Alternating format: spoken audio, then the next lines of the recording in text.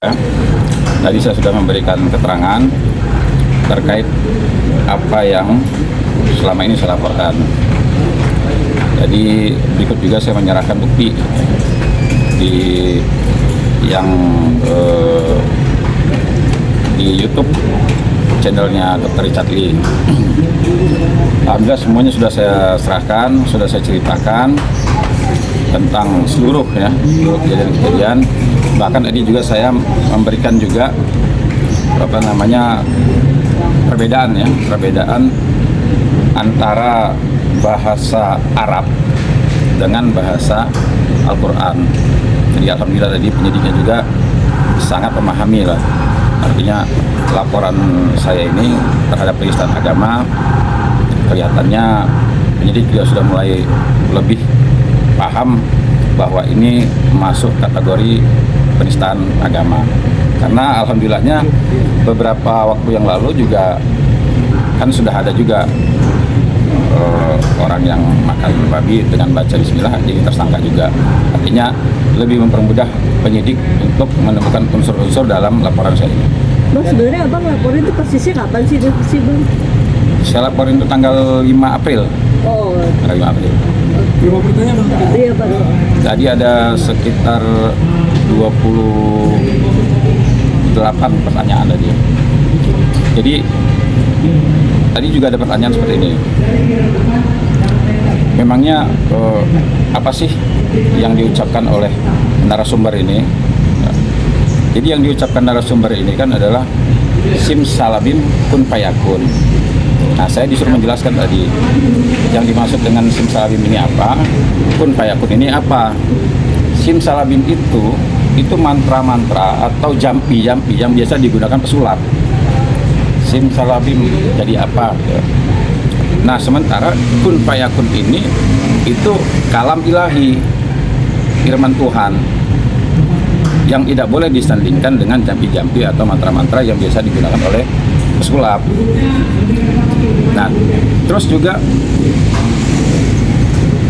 narasumber Arif Edison ini kan juga sering tuh bikin status dia. Kan itu bahasa Arab. Memangnya bahasa Arab tuh tidak boleh digunakan oleh orang umum. Orang Yahudi juga gunakan bahasa Arab kok. Artinya begini, benar itu bahasa Arab. Saya tidak menyangkal itu bahasa Arab. Tetapi bahasa Arab yang sudah menjadi bahasa Al-Quran, kitab suci. Artinya sudah tidak boleh lagi tuh sembarangan digunakan. Al-Quran itu cara meletakkannya ada caranya, cara memegangnya ada caranya, bahkan ada pelarangannya. Kalau saya baca nih Al-Fatihah, Bismillahirrahmanirrahim, Alhamdulillah, boleh nggak kalimat yang ujung saya pakai di atas, yang bawah saya pakai di atas, yang atas pakai bawah? Nggak boleh. Kalau karena bahasa Arab, kalau bahasa Arab nih, saya tanya taksi, Pak, berapa ongkosnya dari sini ke Monas? Boleh. Saya panggil taksi, Monas berapa? Boleh, diacak-acak. Tapi kalau sudah bahasa Al-Quran ya, itu nggak boleh lagi, Pak. Yang ayat 1 harus di 1, ayat 10 harus 10. Jadi nggak bisa saya baca, Pak, saya tulisnya surat Al-Ikhlas, Qul huwallahu ahad, Allahu samad. Walaupun part-partnya ditulis secara rapi, tapi diacak-acak nggak boleh. Itulah perbedaannya kitab suci. Yang pertama surat Al-Baqarah, Pak, saya bikin Al-Quran nih, tapi Al-Baqarahnya di belakang, nggak boleh. Kalau sudah bicara kitab suci, pakem dia, nggak ada tawar-menawar. Jadi kalimatnya itu harus benar-benar gini. Nah, ini Dr. Richard Lee nggak paham, makanya dia masih cengar-cengir aja itu orang.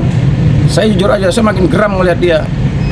Diwawancarai, seolah-olah dia sudah tahu tuh kalimat kun fayakun simsalabim itu. Apa yang dia katakan? Dengan santainya dia jawab, tawa-ketawa dia jawab, yang mana ya?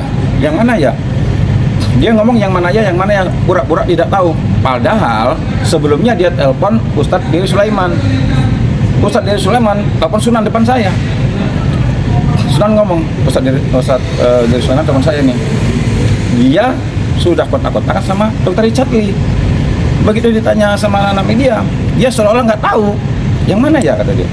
Oh, yang mana, konten yang mana ya? Yang mana? Dia sambil ketawa-ketawa tuh, cengar-cengir dia. Padahal dia sudah kontak-kontakan tuh sama Pak Ustadz. Sekarang dia, oh saya kan dulu mau minta, dia dibilang ada nggak niat mau minta maaf? Dia bilang nggak mau minta maaf, ya, karena pelajaran dari sebelumnya. Dia kan sudah pernah jadi tersangka nih, udah biasa kayaknya nih, ya, sudah pernah jadi tersangka, ya mungkin dengan dilaporkan ini dia santai-santai aja tuh, dia cengar-cengir aja tuh. Waktu ditanya sama anak media, Dr. Richard bilang gimana? Yang berkata kan bukan saya, kata dia. Memang yang berkata bukan dia, Arief Edison yang mengatakan, tetapi itu channel milik dia. Makanya saya ceritakan kemarin pada waktu bulan puasa, saya ceritakan dulu ada namanya Arswendo Atmowiloto. Dia jadi tersangka, dihukum 5 tahun. Karena apa? Karena zaman dulu pakai koran. Koran itu hasil jajak pendapat, ya. Dulu pakai kartu pos tuh. Kartu pos orang-orang ngirim-ngirim tuh, tokoh-tokoh yang terkenal. Nabi Muhammad itu urutannya di bawahnya dia. Masih terkenal Arswendo. Tapi dimuat tuh di majalahnya. Dilaporin sama umat Islam. Kena dia penistaan agama, 5 tahun masuk penjara. Kenapa? Karena dia menerbitkan tanpa penyuntingan. Sekarang dia mengupload tanpa editing. Sama. Nah, Dr. Richard Lee menganggap bahwa kan yang ngomong bukan saya. Tapi ingat, YouTube itu, ya, channel itu milik dia. Andai kata nih, saya kasih contoh. Andai kata percakapan dia dengan narasumber tidak diupload, muncul tindak pidana enggak?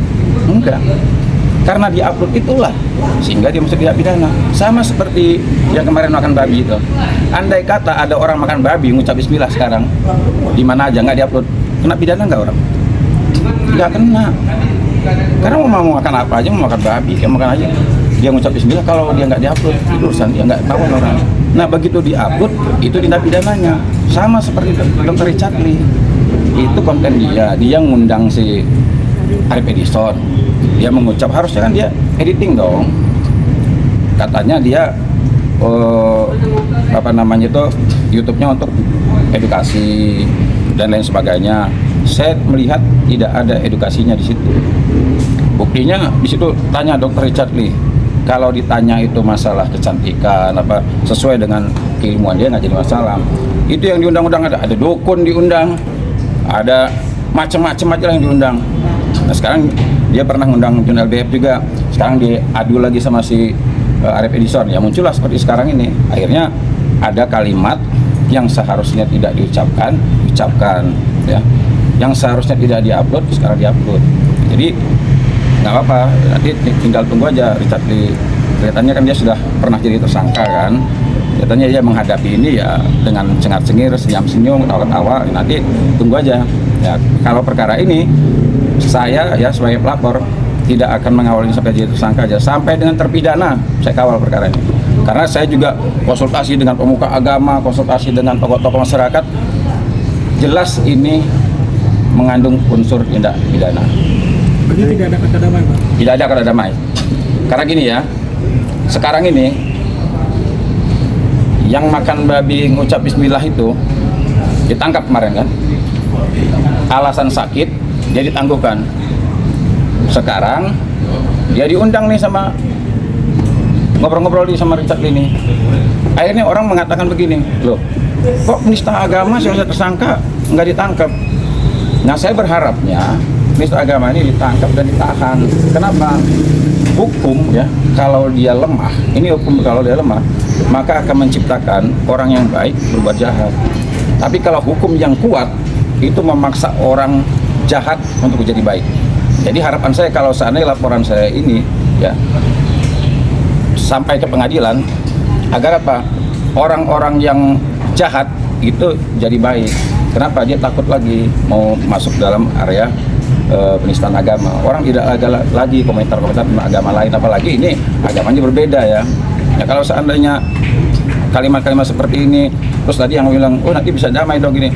Nanti saya juga dibilang cari panggung, ya, cari sesuatu, dan juga orang-orang yang bikin konten.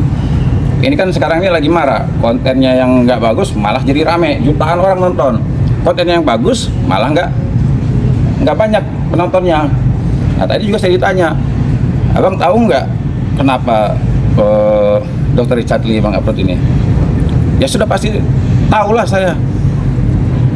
Kalau konten YouTube itu sudah pasti ujung-ujungnya kan mau cari duit. YouTuber sekarang ini kan semuanya cari duit semua, cuman beda-beda cara aja.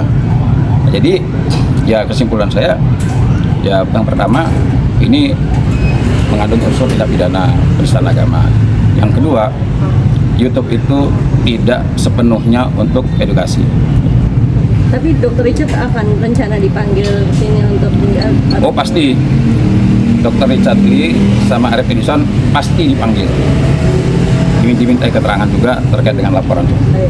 Saksi ahli juga nanti akan dipanggil juga untuk memperkuat benar nggak bahwa ini masuk dalam penistaan agama. Ya. Ancaman. Bang, ancamannya berapa sih bang? Ancamannya 5 tahun. Ancamannya 5 tahun. Kan sudah ada jurisprudensinya yang tadi saya bilang Arswendo Atmowiloto. Ya kadang gini ya. Tadi juga saya penyidik bilang begini. Saya ambil pulpen, saya tulis huruf Arab Nabi Muhammad. Muhammad. Saya tanya kepada penyidik. Ini Muhammad. Tulisan ini siapa? Kalau saya tulisnya sekarang saya tanya ke media nih. Kalau saya tulis begini, Muhammad pakai huruf Arab. Kalian jawab, kalau saya tanya ini siapa? Kalian jawab Nabi Muhammad bukan? Nabi Muhammad kan? Muhammad. Nah, kalau kita tulis Nabi Muhammad gitu kan, ada pena nggak? Kalau saya tulis umpamanya pakai huruf Arab, nah saya kasih contoh gini, biar artinya apa namanya masyarakat juga paham nih. Kalau saya tulis begini nih Muhammad ini, nah ini nggak nyata lagi. Ya, saya tulis gini.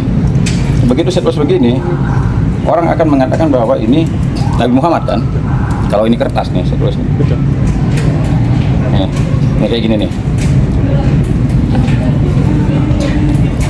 Saya tanya dari kalian nih, ada nggak dari kalian mengatakan bahwa ini bukan Nabi Muhammad? Kalau seandainya dia bilang, Pak ini huruf Arab, ya huruf Arab. Kalau kalian berani mengatakan bahwa ini bukan Nabi Muhammad, kalau ini kertas, ada nggak dari kalian yang berani bakar? Nggak ada yang berani kan? Karena kalau sudah huruf Arab terus begini, pasti Nabi Muhammad. Jadi kalau kun fayakun itu sudah pasti kalamnya Allah, nggak ada lagi mau ditafsir. Jadi kalau orang bilang, Pak itu bahasa Arab kok, memang bahasa Arab. Bahkan ini tulisan Arab. Tapi kalian kalau mengatakan bahwa huruf bahasa Arab itu bahasa yang biasa saja, saya tulis sekarang Nabi Muhammad begini. Atau Bismillah nih. Ada yang berani nggak bakar nggak? Siapa yang berani bakar silakan, ada yang berani. Nggak ada yang berani kan? Itulah perbedaan bahasa Arab sama bahasa Arab yang sudah menjadi bahasa Al-Quran, kitab suci. Jadi nggak boleh main-main dia. Orang Yahudi pakai bahasa Arab, iya pakai bahasa Arab. Tapi rumah mereka ada tulisan Assalamualaikum nggak? Nggak ada. Jadi biar masyarakat paham. Tapi penegasan dia kan kemarin dia bilang ini salah alamat untuk melaporkan bang, karena yang ngomong itu bukan dia, narasumbernya bang. Ya memang benar, kan tadi saya bilang Arswendo Atmowiloto itu zaman dulu belum ada handphone kan, dia kirim tuh jajak pendapat. Dulu masyarakat yang kirim itu pakai kartu pos. Kartu pos yang diterima sama dia, yang paling terkenal siapa di dunia ini, di Indonesia? Nomor 1 Pak Harto, nomor 2 Pak Krisno, dan lainnya. Nabi Muhammad tuh urutan ke-11 kalau nggak salah. Tapi kan ini yang dilaporkan maksudnya narasumbernya atau langsung ke